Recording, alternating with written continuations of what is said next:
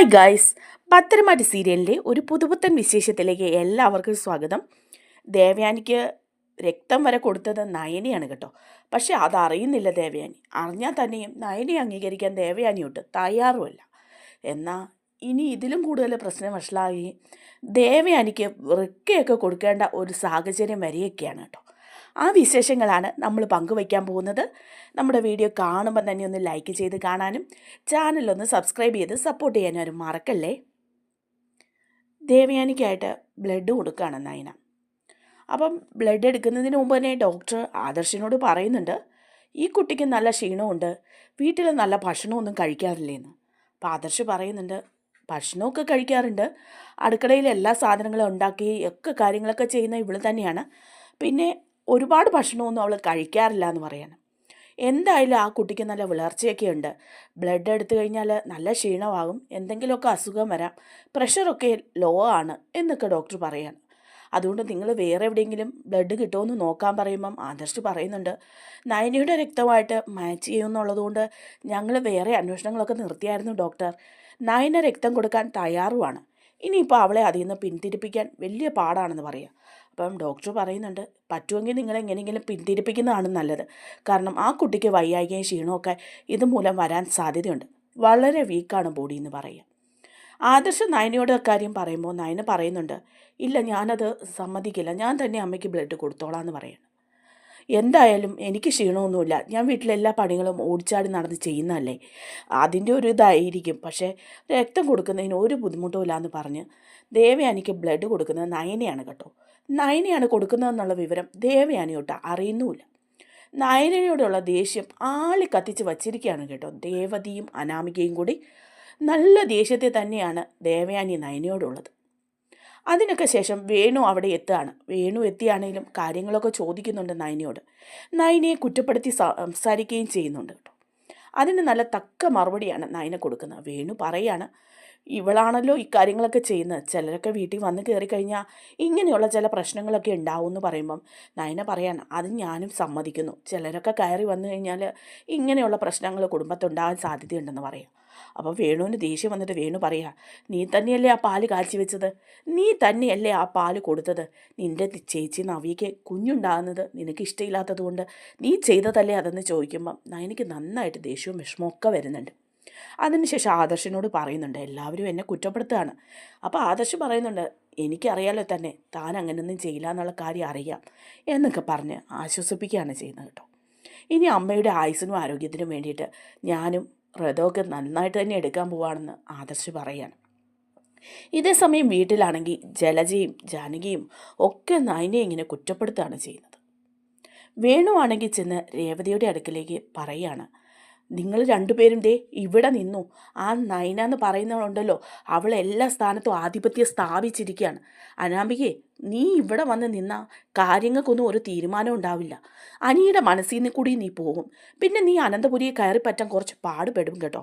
എനിക്കോ നിന്നെ കണ്ണ് കീറി കാണാൻ മേല, പിന്നെ കുറച്ചെങ്കിലും ഇഷ്ടമുള്ളത് ദേവയാനിക്കും ജലജയ്ക്കും നിൻ്റെ അമ്മായിയമ്മയ്ക്കും ഒക്കെയാണ്, അവരുടെ ഇഷ്ടം കൂടി ഇനി ഇല്ലാതാക്കരുത്. അതുകൊണ്ട് എത്രയും പെട്ടെന്ന് നിങ്ങൾ അനന്തപുരിയിലേക്ക് പോകണം. ഇപ്പം തന്നെ കണ്ടോ രക്തത്തിന് ഓടി നിന്ന് നിന്നോട് രക്തം കൊടുക്കാൻ പല പ്രാവശ്യം ഞാനും അമ്മയും പറഞ്ഞതല്ലേ, നീ അതിന് സമ്മതിച്ചില്ല. അപ്പോൾ അനാമിക പറയാ, അങ്ങനെയുള്ള സ്നേഹമൊന്നും എനിക്ക് വേണ്ട, എൻ്റെ രക്തവും ഒന്നും ആർക്കും കൊടുത്തിട്ട് അങ്ങനെയുള്ള സ്നേഹം വേണ്ട. അപ്പോഴേക്കും വേണു പറയാണ്, അങ്ങനെയുള്ള സ്നേഹം വേണ്ട, ദേ അവൾ കയറിക്കൂടി, അവളുടെ രക്തമാണ് കൊടുത്തിരിക്കുന്നത്. പിന്നെ ഒരു ഭാഗ്യമുണ്ട്, ദേവയാനി ആ വിവരം അറിഞ്ഞിട്ടില്ല, അറിഞ്ഞാൽ ദേവയാനി സമ്മതിച്ചില്ലെങ്കിലോ എന്നോർത്ത് ആ ആദർശമൊന്നും അത് അറിയിച്ചിട്ടില്ല തൽക്കാലം. പക്ഷേ അറിഞ്ഞു കഴിയുമ്പോൾ അവളോട് സ്നേഹവും സിമ്പതിയൊക്കെ കൂടും. ഒരു നല്ല അവസരമാണ് നീ കളഞ്ഞു കുടിച്ചത്, ഇനിയെങ്കിലും ഇങ്ങനെയുള്ള അബദ്ധം ഒന്നും സംഭവിക്കാതിരിക്കാൻ നീ നോക്കണം എന്ന് പറയാം.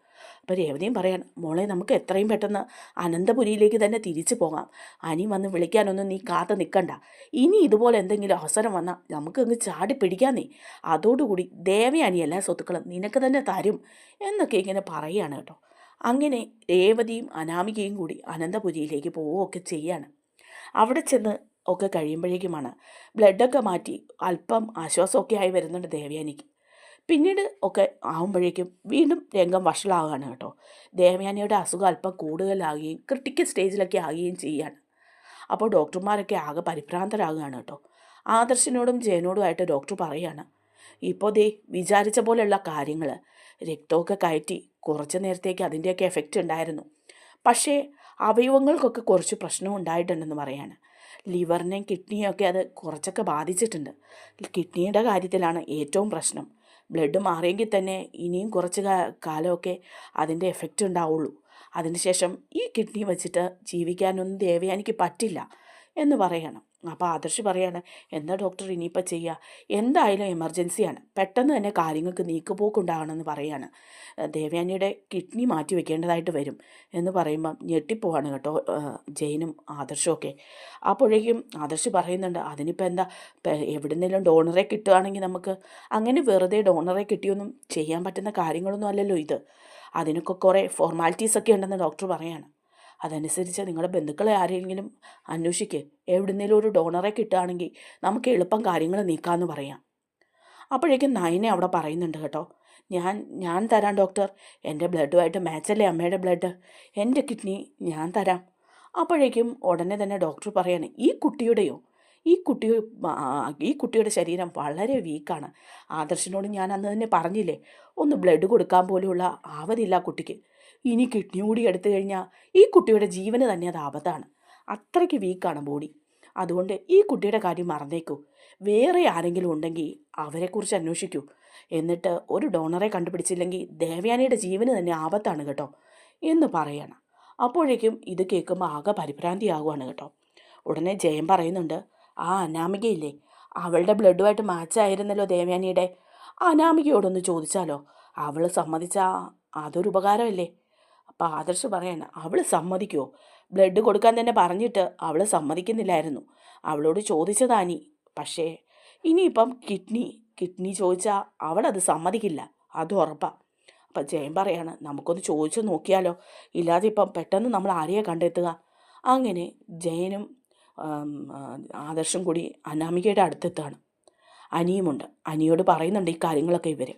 അപ്പോൾ അനാമികയോട് ചോദിക്കുകയാണ് ചെന്ന്, അനാമികയെ, ദേ വല്യമ്മയ്ക്ക് ഇപ്പോൾ അസുഖം കൂടുതലാണ്, ഉടനെ തന്നെ കിഡ്നി ട്രാൻസ്പ്ലാന്റ് ചെയ്യണം, അതിനായിട്ടൊരു ഡോണർ വേണം, നിൻ്റെ ബ്ലഡുമായിട്ട് മാച്ചാണ്, റിലേഷനും ഉണ്ട്, അതുകൊണ്ട് തന്നെ പെട്ടെന്ന് നമുക്ക് എന്തെങ്കിലും ചെയ്യണമെങ്കിൽ നീ ഒന്ന് ഹെൽപ്പ് ചെയ്യണമെന്ന് പറയാം. അപ്പോൾ അനാമിക ഞെട്ടിപ്പോവാണ്. അനാമിക പറയാണ്, എന്ത്, എൻ്റെ കിഡ്നി തരണമെന്നോ, അതൊന്നും നടക്കില്ല, ഞാൻ മരിച്ചാലും അതിന് ഞാൻ സമ്മതിക്കില്ല, എനിക്ക് ഈ വക കാര്യങ്ങളൊന്നും താല്പര്യമില്ലയെന്ന് എനിക്കറിയില്ലേ, ബ്ലഡ് കൊടുക്കാൻ പറഞ്ഞിട്ട് പോലും ഞാൻ സമ്മതിച്ചില്ലല്ലോ, എൻ്റെ അവയവങ്ങളൊന്നും കൊടുത്തിട്ടുള്ള സ്നേഹമൊന്നും ആരുടെയും വേണ്ട എനിക്ക്. അപ്പോൾ രേവതി പറയാം, മോളെ നീ, അമ്മ എന്താ പറയുന്നത്, എന്തെങ്കിലും ചെയ്യുമ്പം എനിക്കെന്തെങ്കിലും സംഭവിച്ചാൽ എന്ത് ചെയ്യും. അപ്പോൾ രേവതി പറയാം, ഒന്നും സംഭവിക്കില്ല മോളെ, അങ്ങനെയൊന്നും വേണ്ട, അല്ലാതെ തന്നെയൊക്കെ എന്തെങ്കിലും നേടാവുന്നത് ഞാൻ നോക്കട്ടെ, ഞാൻ ആർക്കും വൃക്ക കൊടുക്കാനൊന്നും തീരുമാനിച്ചിട്ടില്ല എന്ന് പറയാം. അങ്ങനെ ആകെ ഇതിൽ ദേവയാനിയുടെ അവസ്ഥ വല്ലാതാകാണ് കേട്ടോ. പക്ഷേ നയനയാണെങ്കിൽ കൊടുക്കാൻ തയ്യാറാണെങ്കിലും ഡോക്ടർ സമ്മതിക്കുന്നില്ല. നയനയ്ക്ക് എന്തെങ്കിലും സംഭവിക്കുന്നത് തന്നെയാണ് ഡോക്ടർ പറയുന്നത്.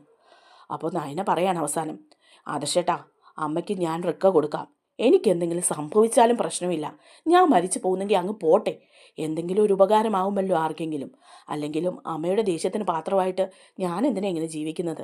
അത് തന്നെയല്ല ആദർശേട്ടാ, എല്ലാം നല്ലതിനാ, അയ്യപ്പസ്വാമി അനുഗ്രഹിക്കാതിരിക്കില്ലല്ലോ, ഞാൻ അമ്മയ്ക്ക് വേണ്ടി വൃക്ക കൊടുക്കാൻ തയ്യാറാണ്, ഇനി അഥവാ ഞാൻ മരിച്ചാലും ഞാൻ തയ്യാറാണ് എന്ന് പറയാണ് കേട്ടോ. ഡോക്ടറിനെ എങ്ങനെയെങ്കിലും നമുക്ക് പറഞ്ഞ് സമ്മതിപ്പിക്കാം എന്നൊക്കെ ഇങ്ങനെ ആദർശനോട് പറയുന്നുണ്ട്. അങ്ങനെ ഇനി ബാക്കിയുള്ള വിശേഷങ്ങളിലേക്ക് നമുക്ക് പോകാം. നമ്മുടെ വീഡിയോ ഇഷ്ടമായാൽ ഒന്ന് ലൈക്ക് ചെയ്യാനും ചാനലൊന്ന് സബ്സ്ക്രൈബ് ചെയ്ത് സപ്പോർട്ട് ചെയ്യാനും ആരും മറക്കല്ലേ. താങ്ക്